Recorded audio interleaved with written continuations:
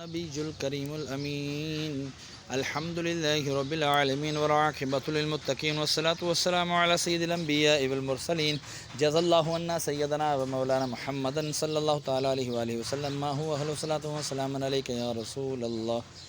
یا الہ العالمین، آپ جو کھڑے ہو کے سورہ یاسین کی تلاوت کی تیری بلند و بارگاہ میں پیش کرتا ہوں، قبول و منظور فرما۔ یا اللہ اس کا اجر و ثواب تو اپنے شاہ نشان عطا فرما۔ مولا جو غلطی کوتاہی ہوئی زبر زیر پیش کی تو معاف فرما، کرنے کیوں میں تبدیل فرما، اور جو تو نے ثواب عطا فرمایا تیرے محبوب صلی اللہ علیہ وآلہ وسلم کی بارگاہ میں قسم نامی ہدیتاً تحفتاً نذرانۃً عقیدۃً ندباً پیش کرتا ہوں، قبول و منظور فرما۔ آپ کے وسیلے سے آپ کے والدین کریمان طیبین طاہرین، آپ کی ازواج مطہرات 1,24,000 کم و بیش انبیاء کرام علیہم الصلوۃ والسلام، حضرت آدم علیہ السلام سے لے کر آج تک، آج سے لے کے قیامت تک کے مسلمین مسلمات مومنین مومنات کے رواحوں کو درجہ بدرجہ اس کا ثواب پیش کرتا ہوں، قبول و منظور فرما۔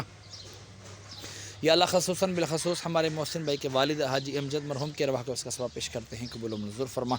یاسین کی برکت سے ان کے درجات بلند فرما، ان کی قبر کی تاریکیاں دور فرما، قبر کو جنت کے باغوں میں سے باغ بنا، قبر کو تا حد نگاہ وسیع فرما، کشادہ فرما مولا عز و جل۔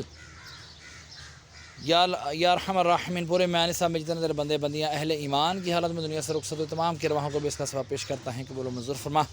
میں اپنے والدین مرحوم کی ارواحوں کو بھی اس کا ثواب پیش کرتا ہوں، قبول و منظور فرما۔ یا اللہ عز و جل ان کے بھی درجات بلند فرما، قبر کی تاریکیاں دور فرما، قبر کو بقائے نور بنا، قبر کو جنت کے باغوں میں سے باغ بنا، کفن کو جنت کے کفن سے تبدیل فرما۔